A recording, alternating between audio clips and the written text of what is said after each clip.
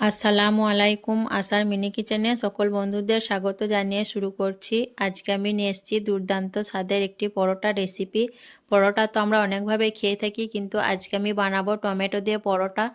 এই পরোটাগুলো খুবই ফুলকো, নরম, তুলতুলে হয় আর অনেক লেয়ারযুক্ত হয়। দেখতে যেমন সুন্দর, খেতেও তেমনই টেস্টি হয়। আর এই পরোটাগুলো আপনারা মেহমানদের জন্য নাস্তায় এবং বাচ্চাদের টিফিনের জন্য বানিয়ে নিতে পারবেন। দীর্ঘক্ষণ ধরে নরম তুলতুলে হয়ে থাকে। এই পরোটা একটা খেলে আর একটা খেতে মন চাইবে।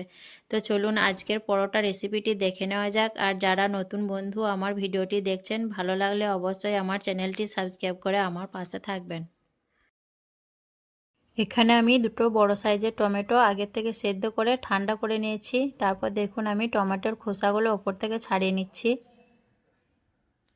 টমেটোর খোসাগুলো ছাড়িয়ে নেওয়ার পর আমি একটা ব্লেন্ডার জারের মধ্যে টমেটোগুলো নিয়ে নেব পেস্ট করার জন্য। আপনারা চাইলে হাত দিয়েও পেস্ট করে নিতে পারেন। আমি ব্লেন্ডারের সাহায্যে পেস্টটা করে নিচ্ছি।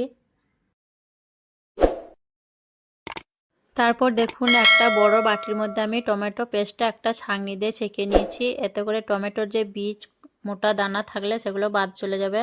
তো আমি ছেঁকে নেওয়ার পর দেখুন এখানে বড় কাপে 1 কাপ ময়দা দিয়ে দিলাম, পরিমাণ মতো নুন আর হাফ চামচ চিনির গুঁড়ো, আর বড় চামচে 1 চামচ ময়নের জন্য তেল দিয়ে দিলাম। তো আমি হাত দিয়ে খুব ভালোভাবে মেখে নেব।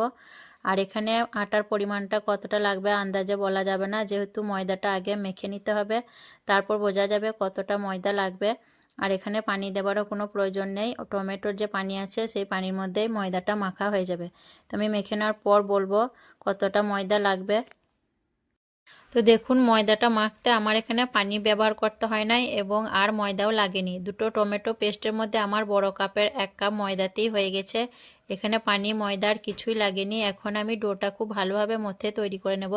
সাধারণত আমরা পরোটা বানানোর জন্য যেমন ডো তৈরি করি, সেরকমই একটা ডো আমি তৈরি করে নেব। ডোটা আমি খুব ভালোভাবে মথে তৈরি করে নিয়েছি। এখন ঢাকনা ঢেকে দিয়ে 10 মিনিটের মতো আমি রেস্টে রেখে দেব। এখানে একটা থালার মধ্যে আমি দুটো ডিম ভেঙে নিয়েছি আর দিয়ে দিচ্ছি পরিমাণ মতো নুন, একটা পেঁয়াজ কুচি, কাঁচা পাকা মিলিয়ে দুটো কাঁচা লঙ্কা কুচি, আর একটা ছোট সাইজের টমেটো কুচি। টমেটোটা আমি পাতলা স্লাইস করে কেটে নিয়েছি। দিয়ে একটা চামচ দিয়ে খুব ভালোভাবে ফেটিয়ে ডিমটা আমি মিশিয়ে নেব। ডিমটা আমি খুব ভালোভাবে ফেটিয়ে মিশিয়ে নিয়েছি। এখন একটা সাইডে রেখে দিচ্ছি। 10 মিনিট রেস্টে রাখার পর আমি ফিরে এলাম। এখন এই ডোটা থেকে আমি লেচি তৈরি করে নেব। আর ডোটা থেকে দেখুন আমি ছোট সাইজের লেচিগুলো কেটে নিচ্ছি, কারণ পরোটাগুলো আমি খুব বেশি বড় করে বানাবো না, একটু ছোট করে বানাবো। তার জন্য 4টে লেচি আমার তৈরি হয়ে গেছে ছোট সাইজের। তো বেলার সুবিধার জন্য একটু হাত দিয়ে আমি গোল করে তৈরি করে নিচ্ছি লেচিগুলো, তারপর আমি বেলে নেব। প্রথমে আমি লেচিটা থেকে একটা রুটি বেলে নেব। তার জন্য অল্প ময়দা ব্যবহার করেছি। দিয়ে আমি দেখুন একটা রুটি বেলে নেব। রুটি তো আমরা সবাই বেলতে পারি সাধারণত। একটা গোল করে আমি দেখুন রুটি বেলে নিচ্ছি। তো দেখুন আমি একটা পাতলা করে রুটি বেলে নিয়েছি। এখন আমি পুরো রুটিটার মধ্যে খুব ভালো করে তেল ব্রাশ করে নেব। রুটির মধ্যে তেলটা ভালো করে ব্রাশ করার পর দেখুন উপর থেকে আমি কিছুটা ময়দা ছড়িয়ে দিচ্ছি। দিয়ে ময়দাটা রুটির মধ্যে খুব ভালো করে হাত দিয়ে আমি লাগিয়ে নিচ্ছি। তারপর দেখুন আমরা সাধারণত যেভাবে পরোটা বানাই সেইভাবে আমি পরোটা লেয়ারগুলো তৈরি করে নেব। আর প্রত্যেকটা লেয়ারের উপরে দেখুন আমি ময়দা আর তেল খুব ভালো করে ব্রাশ করে লাগিয়ে দিচ্ছি। প্রত্যেকটা লেয়ার খেয়াল করে দেখুন আমি একইভাবে তেল আর ময়দা কিন্তু লাগিয়ে নিচ্ছি। তো আপনারা কাজটা দেখলেই বুঝতে পারবেন কিভাবে আমি করছি। সাধারণত যেভাবে পরোটা বানাই সেইভাবেই আমি বানাচ্ছি কিনা। প্রত্যেকটা লেয়ারের মধ্যে আমি দেখুন তেল আর ময়দাটা ভালো করে লাগিয়ে নিচ্ছি। আর বাকি পরোটাগুলো আমি এইভাবে লেয়ারগুলো তৈরি করে নেব। তো দেখুন পরোটাটা আমার তৈরি হয়ে গেল। এখন সাইডগুলো একটু হাত দিয়ে চেপে চেপে বসিয়ে দিচ্ছি যাতে বেলার সময় খুলে না যায়। এইভাবে আপনারাও বানিয়ে নিতে পারবেন। একটা পরোটা দেখুন আমার তৈরি হয়ে গেল। দিয়ে আবারও আমি ময়দা দিয়ে পরোটাটা বেলে নেব।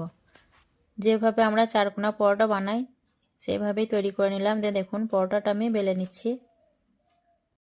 দেখুন পরোটাটা আমার বেলা হয়ে গেছে। এখন আমি বাকি পরোটাগুলো তৈরি করে নেব, তারপর পরোটাগুলো ভেজে নেব।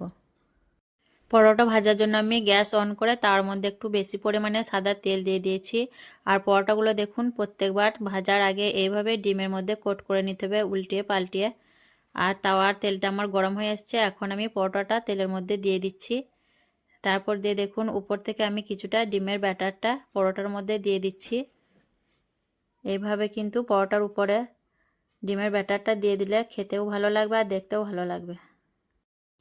পরোটা নিচের দিকটা কিছুক্ষণ হওয়ার পর আমি একবার পাল্টে নিচ্ছি।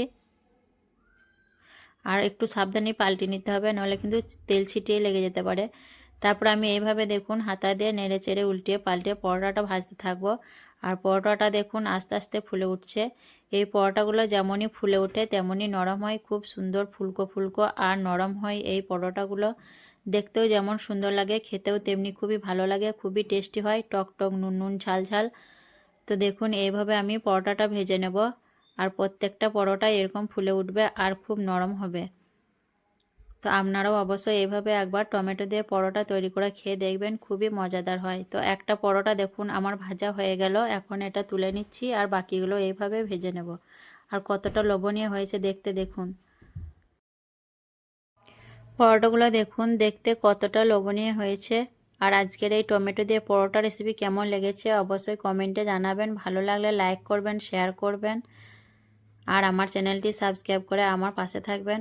আর দেখুন আমি পরোটাগুলো ছিঁড়ে দেখিয়ে দিচ্ছি কতটা নরম তুলতুলে হয়েছে আর দেখতে কতটা লোভনীয় হয়েছে। দেখুন পরোটাগুলো দেখেই বুঝতে পারছেন, পরোটার লেয়ারগুলো দেখুন আর খুবই নরম তুলতুলে আর খুবই টেস্টি হয়েছে পরোটাগুলো। তো আসবো আবারও অন্য কোনো রেসিপি নিয়ে। সকলে ভালো থাকবেন, সুস্থ থাকবেন। আল্লাহ হাফেজ।